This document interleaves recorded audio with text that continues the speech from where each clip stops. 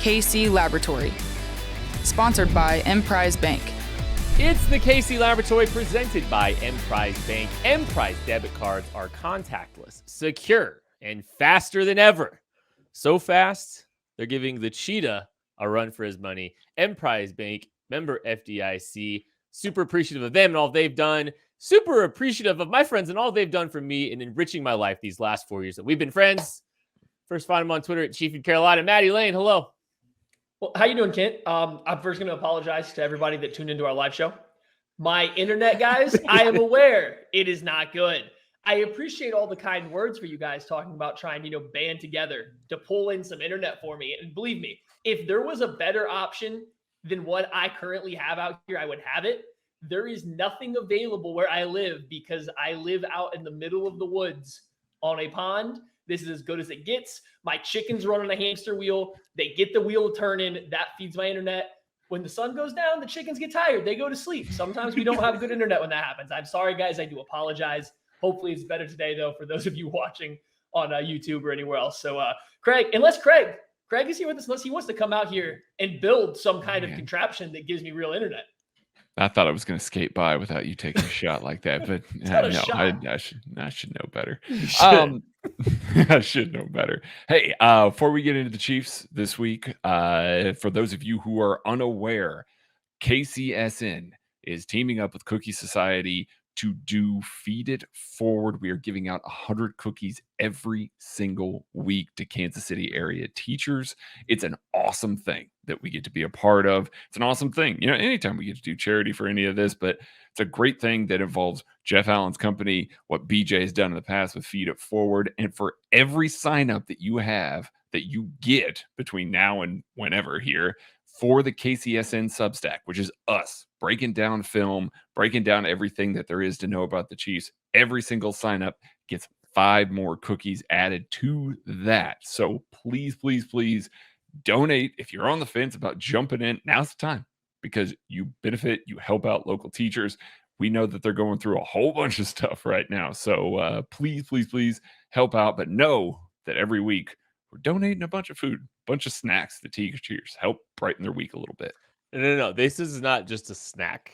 This is a whole dang dessert. These things it's practically a meal. Yeah. I don't know if you guys. I don't know if I know there's plenty of people out there that have had Cookie Society cookies.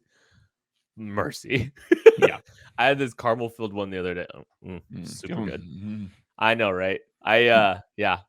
I'm gonna be dreaming out that one for a while. Let's go ahead and get to this game preview edition. The Chiefs go to Philadelphia. Andy Reid gets a chance to get his 100th win, where it all started for him in Philadelphia against the Eagles. And we're gonna start talking about the offensive side of the football, and we cannot start anywhere else except for the big elephant in the room that keeps dropping the football. Turnovers are a big issue for this team. They're having a lot of issues. They've had a lot of issues the last couple of weeks in volume, in timeliness of the turnovers. It's rough, and it has to stop this week, Maddie. And one of the most painful parts, I think, of some of these turnovers is that it's not always a defense making a great play. Like, yes, I don't want to downplay the ability to knock a ball out of someone's hand, trying to punch it out. I don't want to downplay being in the right spot to pull off a diving interception on a tip pass.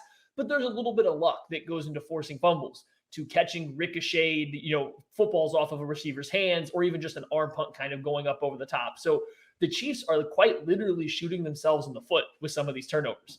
It's not always a defender making a great read on a route and undercutting something to intercept it, or going up in the air over a receiver and getting this interception. The Chiefs are just simply making mistake after mistake after mistake with ball security. I think it even goes beyond just the plays that turn up as turnovers. You have more drop passes than you would like to see. You can see some guys running around. I mean, Demarcus Robinson is one in particular. He holds that ball like a loaf of bread while running backwards. He somehow has not fumbled very often in his career, but the way he holds that football is incredibly loose. Tyreek Hill, he's also at fault. He holds the ball out to the side a little bit. We know Travis Kelce's had issues in the past. Like, this team's ball security just is not on top level right now. And I think it needs to be. This is how you let inferior teams go ahead and beat you. And I think the Chargers are trending in the right direction, but you take away the Chiefs literally shooting themselves in the foot, that game's not that close. It's really not. And that's how a team that I still think is inferior to the Chiefs ended up beating them. You don't want the same thing to happen for a third week in a row with the Philadelphia Eagles.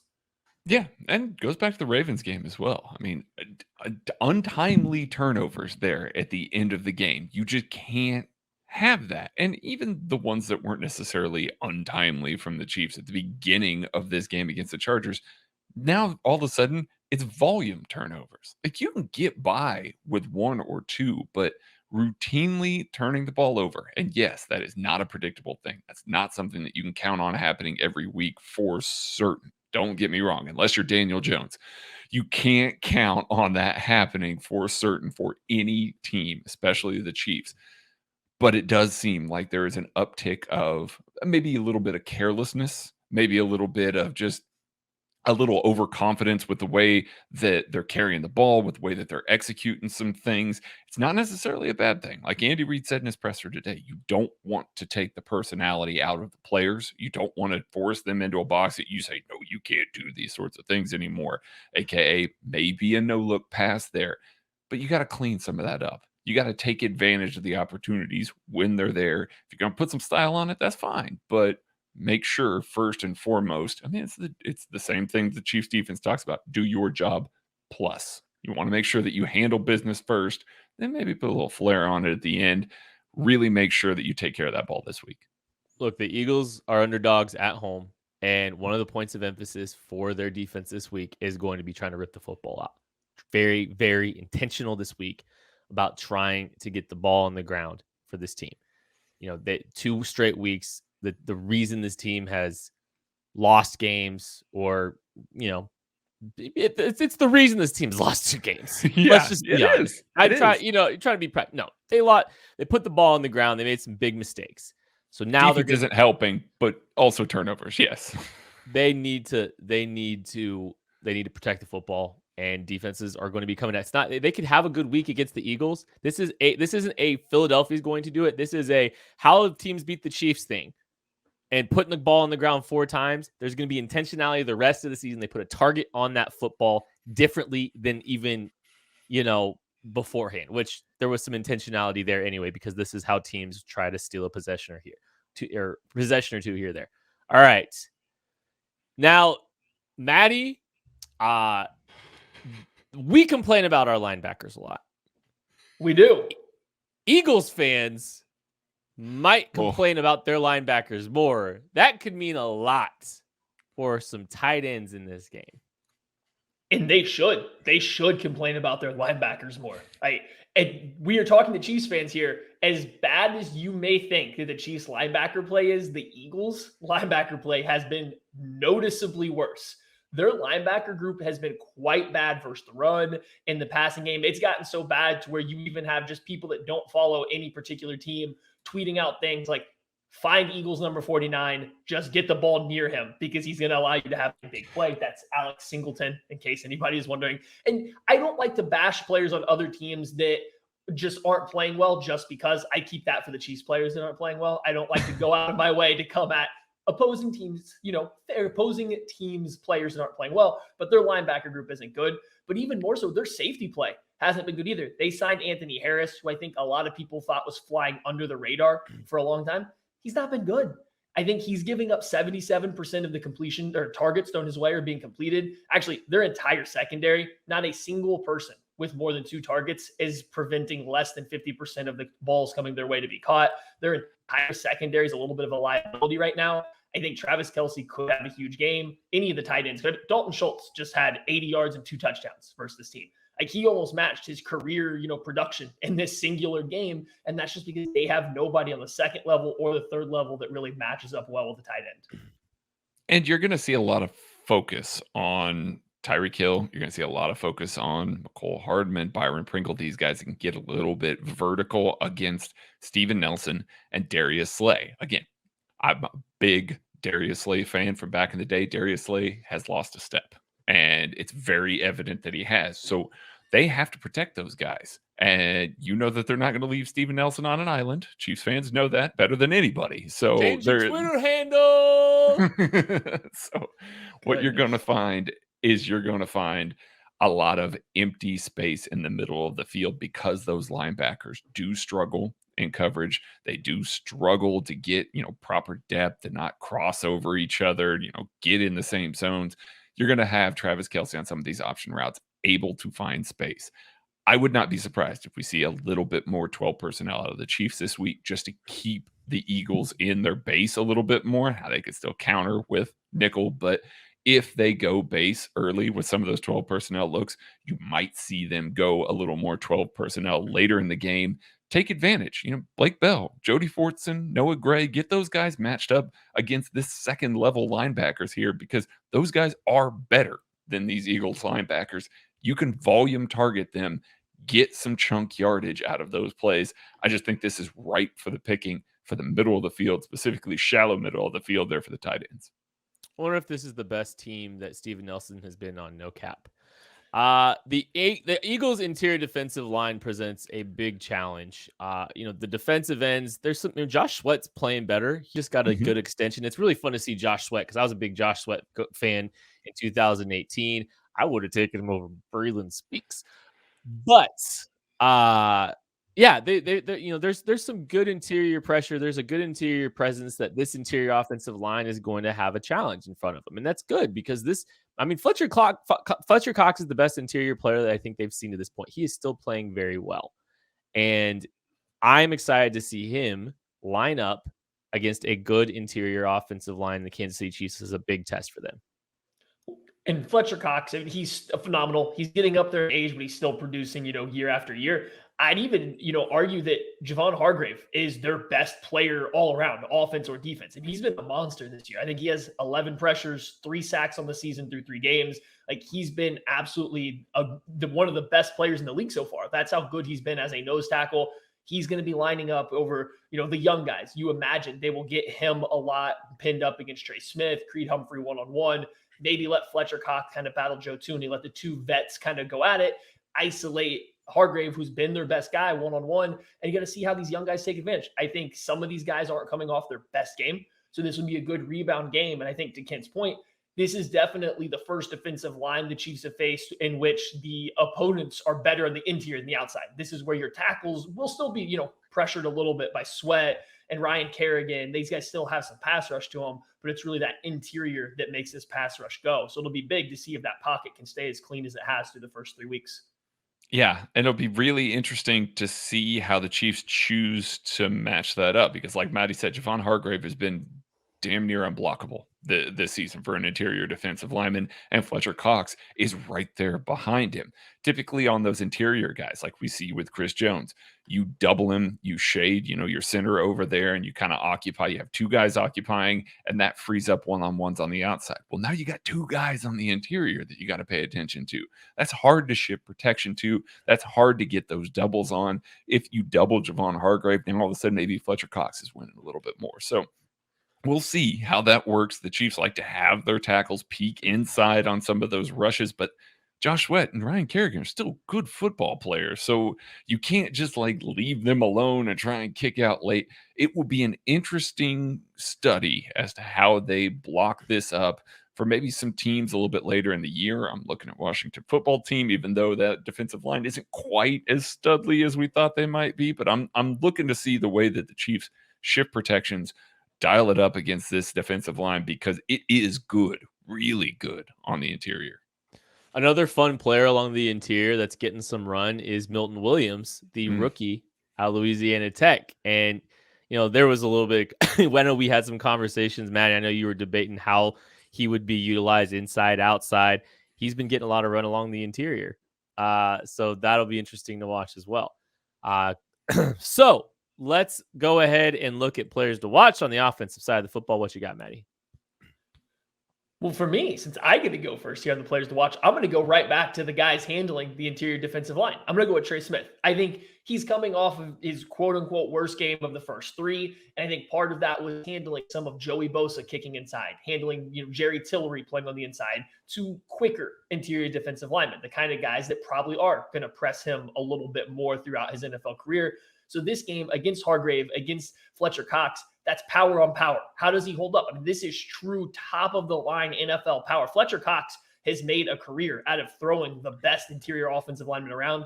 How does Trey Smith look against him? How does he look against Hargrave? And then when they do bring in Milton Williams, how does he react to that quickness? Because that's a big difference in play style coming from there. So I just wanted to see Trey Smith rebound from last week. And I don't think he played bad, just you could see where he could get challenged more going forward. Now, my guy to watch this week, because you've got those interior guys, and that's where the bulk of your support's going to be. Those guys are going to be immovable on the interior. That means you're going to want to stretch things out a little bit more. That means maybe you're going to want to set up the screen game a little bit. Try and slow them down, give them more on their plate to have to deal with. So in order to do that, you want a guy that can hit the outside a little bit harder than maybe some of the other Chiefs running backs. I'm looking for a Jet McKinnon game here. I think this might be a prime example. They can line up, maybe run a little bit more outside zone, get him some screens, get him some swing passes to the flat, and put him in space. We haven't seen so much Jet McKinnon right now, but what we've seen has been pretty good. I think this is a fine matchup because I don't think you want to run over and over and over in the interior of this offense or this defensive line into the teeth of where the best of this defense is. Put those linebackers having to defend a little bit more stretch, make those safeties have to come down and run the alley, and make them have to catch Jet McKinnon in space. I think that's a great matchup. My player to watch is Steve Nelson because he's going to be on the field a lot, or on the camera a lot.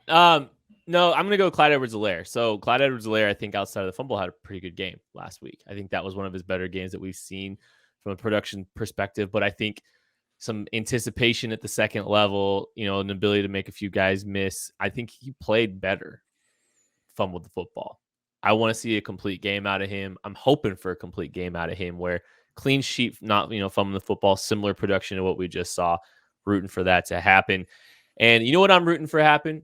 I'm rooting for you when you're looking to find your next ring or your engagement ring or whatever jewelry needs you might have. You go to Ruback Fine Jewelry, our dear pals at Ruback Fine Jewelry. They've been a supporter of us. They've been a supporter of the Chiefs. They're the oldest jewelry establishment in the city. And Hal, the owner there, is an absolute gem. You see what I did there? Look, I've had personal experience with Hal. He's shown me, his ring buying process with his engagement rings. He's shown me, how he does things and the way he's able to carry savings on to customers. He's not trying to push you to do more than you're capable of doing within your budget. He's trying to stay within it, and he's trying to help you have a ring buying experience, a custom jewelry experience that you're going to be happy with. And I've really enjoyed getting to know them, and I've loved to hear from people who share the same experience that I've had, the positive feedback, it's a really, stress-free environment. And so if you're looking for that for your next, for your engagement ring, for your next jewelry needs, contact Hal. Go to ruback.co. Contact Hal. Set up an appointment with Hal. You will not regret it. All right. Defensive side of the football time. Woohoo. Yeah. Aren't you guys excited about the Chiefs defense? Come on now. What kind of transition is that? It's appropriate. It's the appropriate one. Appropriate. I'm also excited. Woohoo. Thank you. Well, I'm hoping that we see a little bit of pass rush this week, Craig. Yeah, me too. And they should be primed for it. I mean, the matchup is great. The Philadelphia Eagles are without Brandon Brooks. They're starting right guard. They are without their starting left guard. I'm not even going to try and pronounce his name because I struggle badly enough. But they're also down their starting left tackle right now. He missed practice today with a knee injury. They spent a lot of money on him this offseason. There's a lot of attrition along the offensive line for the Eagles. Now, they still have Jason Kelce. They still have Lane Johnson. Those are arguably their two best offensive linemen. They're both very, very good. They have Landon Dickerson, a player that we all absolutely adored coming out of the NFL draft this last year. He's going to line up at one of those guard spots next to Kelce. But there are going to be some prime opportunities here for the Chiefs to take advantage of a depleted offensive line. And I know that we have said that for a year and a half now, it seems like, and and it hasn't always worked out. Now, I felt like Chris Jones actually had a pretty good game this past weekend. He had 5 pressures by my charting. I think this is a prime example where you get to see him line up against some guys that may struggle with Chris Jones' style of power and speed blend. I think he could be in for another big game with pressures, but I do think that they can get some things going on the interior. Turk Wharton, especially in a pass-heavy script, might be a guy to keep an eye on here, but I do think if there is a get-right game to have for this Chiefs pass rush early this season, this should be the target for it. I want to believe. I want to believe. I'm trying to believe, but this is the second week in a row the Chiefs are following an incredibly depleted Dallas Cowboys pass rush that is coming off of a dominant performance with their performance the week before. And it didn't go near as well for the Chiefs against the Chargers as it did the Cowboys. Chris Jones did have a very good game, but I would argue that he still wasn't as impactful as rookie linebacker turned defensive end Micah Parsons was against the Chargers. And guess who had an even better game this past week? Micah Parsons did, as he lit up the Philadelphia Eagles for the second week in a row. The Chiefs now have to follow suit. That doesn't actually matter. It's funny. The Chiefs are playing the same team back-to-back of the Cowboys back-to-back weeks. We're talking again about how the pass rush could mimic their success that they had the week before, because it's not like the Cowboys are throwing out, bangers at pass rushers across the board right now, but they're being very effective. Can the Chiefs do the same? Can the Chiefs follow suit this week? Because it really wasn't there. It was Chris Jones, a couple effort plays out of Mike Dana, and just the one or two pressures from the interior guys, and that was about it.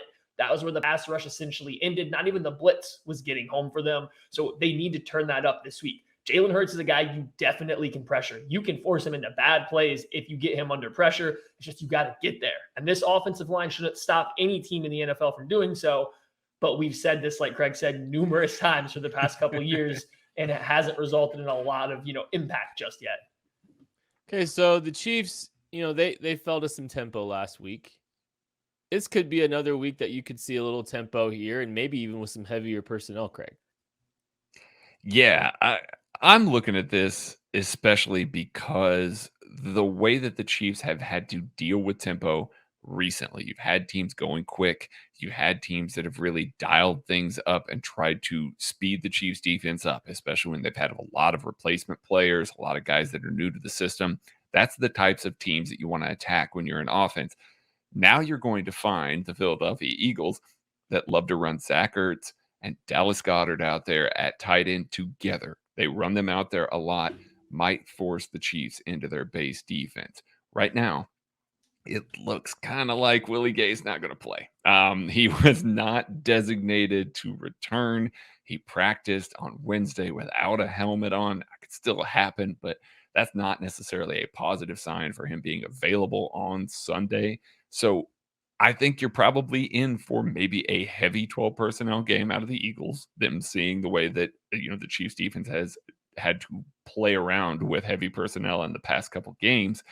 Now, all of a sudden, you've got them running tempo out of 12. You're going to go quick and force Ben Neiman, Nick Bolton, and some backup, cornerbacks, some backup guys on the offense or on the defensive line, specifically Josh Kando, maybe Jaron Reed on the interior. Those guys are going to have to play quickly within what Anthony Hitchens and Steve Spagnuolo are trying to do. This could end up with a lot of matchups against those pretty good tight ends. They have good tight ends as well. It could end up with a lot of matchups, a lot of easier windows for Jalen Hurts to throw into. So, yeah, the Chiefs could have tempo coming up. It makes a lot of sense that the team is going to see what the Chargers just did. And if they might try to replicate that, they might try to come back in and pull out the same game script that the Chargers used against the Chiefs, catch them, get some free plays coming out of it. If they do that, if that is something that they can pull off, the Eagles are a team that has the personnel that can do it. They have the 2 tight ends. They have some quick wide receivers. They can make a lot of plays happen out of it. I do think the Chiefs will be ready for it this year. This week, this is something that the Chiefs should be able to handle now that they've seen it once. But like Craig was saying, that means guys got to be ready quick. These new guys cycling into this rotation have to be ready as soon as they have to be ready. Like, they can't be waiting for Anthony Hitchens to tell them the entire play call. They can't be looking to Tyrann Mathieu to tell them when to rotate. They have to be on their A game this week. Everybody has to be ready. I wouldn't be surprised to see the Eagles try it, but I would be a little surprised to see the Chiefs caught with their pants as far down as they were last week. Yeah, simplification I could see very much being part of the game plan and some of the work they put in this week to try to get some of those calls in efficiently, make sure that they have, a little bit more organization there. They don't get a chance to be quite as exotic. But yeah, the heavy personnel is a very good point. Dallas Goedert, Zach Ertz, still very productive players. Yeah, I mean, and the thing is too, like, there's some shots that they can take down the field as well. There's some players that they can, that can stretch the field a little bit, that they've had some success getting down the field. And it's not even Devontae Smith I'm talking about. Devontae Smith can definitely do it too. But Quez Watkins has had a nice start to his rookie season as well. So they've got some firepower there too. That they can, they might be able to, catch them in some tempo and take some shots down the field. All right. So, Jalen Hurts, second-year quarterback, small sample size. You can speed him up a little bit. You can get him thinking a little bit, and it could really be on the defensive back, that second level, to try to take away some of those first reads. So this is one of the big issues that we saw against the Chargers. It was immediately losing cornerback room. They were getting beat on slants. They were getting beat on one read, just fade routes. Essentially just saying, hey, our guy's going to go up and get this football over you, and there's nothing you can do about it. Justin Herbert, I'm not saying he can't or he didn't at times in that game, but it was a lot of one read stuff and the ball was out as the Chargers just had a ton of success with matchups on the outside. Flip to the Eagles. Jalen Hurts is very much a one read and not panic, but start to scramble quarterback. He wants to get to his first read, and maybe it's a dual read. Maybe he is reading one player, a safety's leverage to figure out where to go. I'm not saying it's only one receiver, but he's not trying to work from 1 to 2 to 3 to 4 and figure out the whole entire progression. He's making one read, then he's looking to run or to find his check down. So if you're Mike Hughes forced into playing again, DeAndre Baker, if Rashad Fenton's back, or Charvarius Ward, because like these guys got to come out and play a little bit better than they did last week. You got to come out and look good. You got to play better. You can't be giving up slant after slant. You can't give up essentially every single pass, thrown your way that's semi-accurate. And that's what it seemed like was happening last week, especially on third down. Challenge this Eagles team to go through the progression, get deep into the play, and see what Jalen Hurts has to do beyond just the surface stuff, at the top of the play sheet.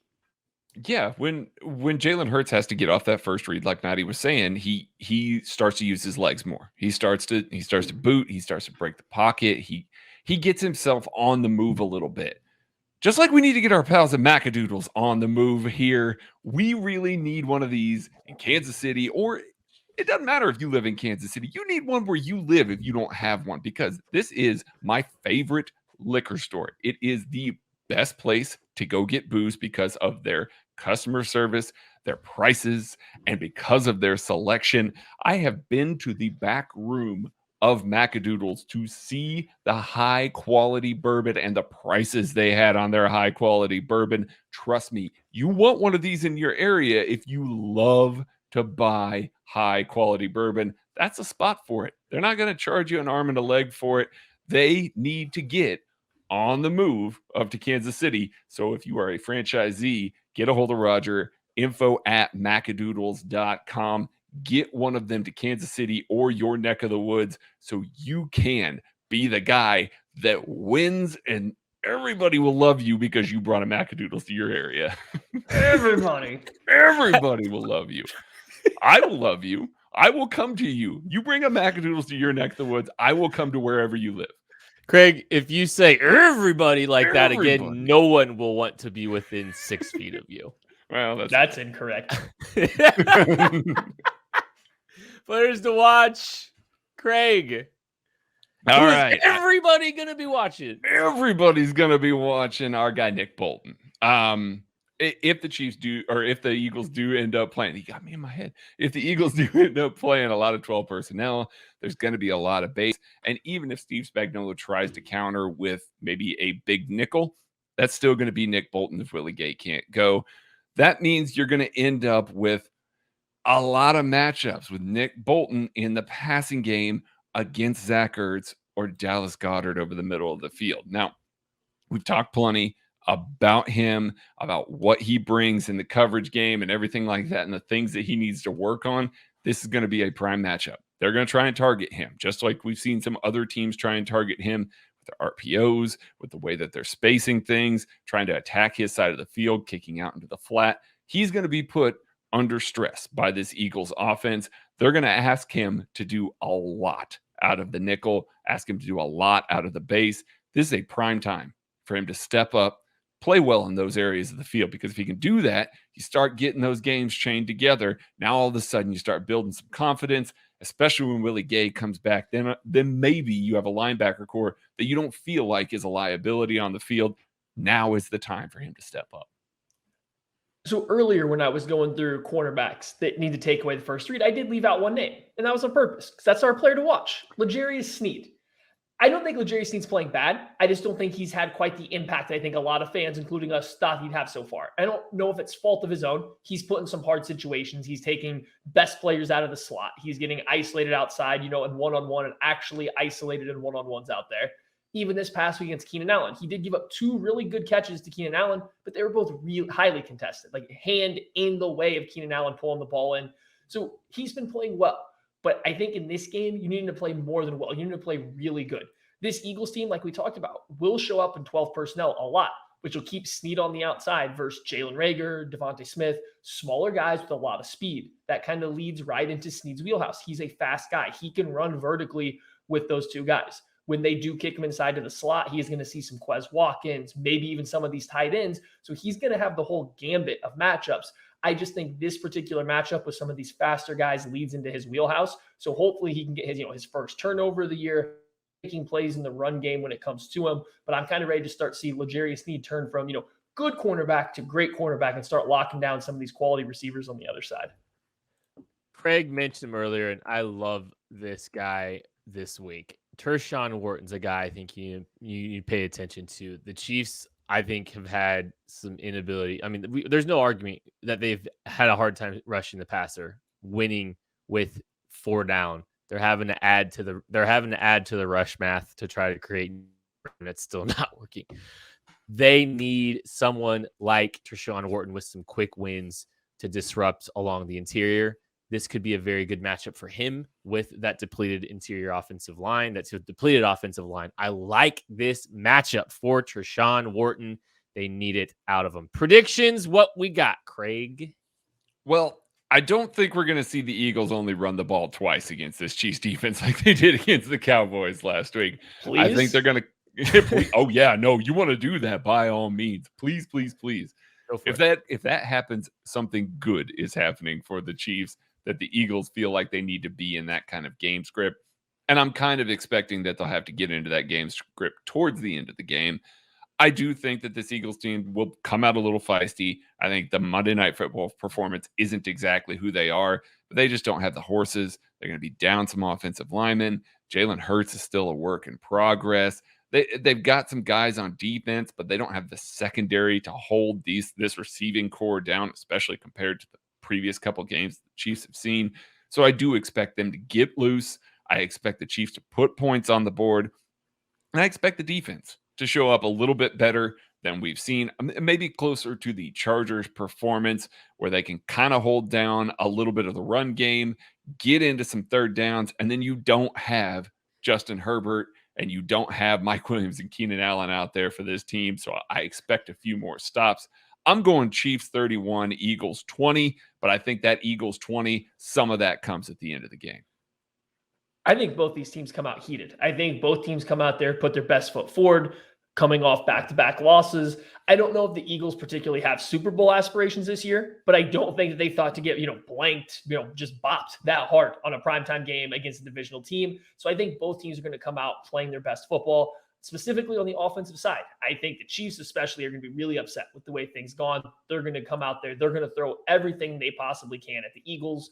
I don't think the Eagles are nearly as well equipped as any other team the Chiefs have faced to slow them down. So I see these teams kind of going back and forth a little bit in the first half.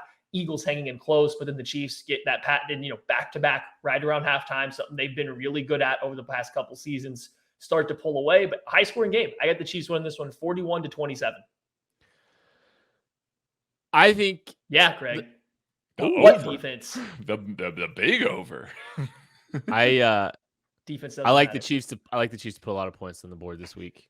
I like them to set the. I think they're setting the scoreboard on fire. I think they let up a little bit late in the fourth quarter because they're up. I think the Chiefs defense turns Jalen Hurts over multiple times this week. I'm talking an interception or 2, maybe a fumble. I think they're getting a lot of turnovers. I think that's going to be a big factor. And I don't think the Chiefs are turning the ball over. The turnovers is going to be severely in the Chiefs' favor, and so will the score. 37-20. Your Kansas City Chiefs beat the Philadelphia Eagles, go to 2-2. That is going to do it for the KC Laboratory game preview. Thank you, everybody. Everybody. For watching. We'll catch you later.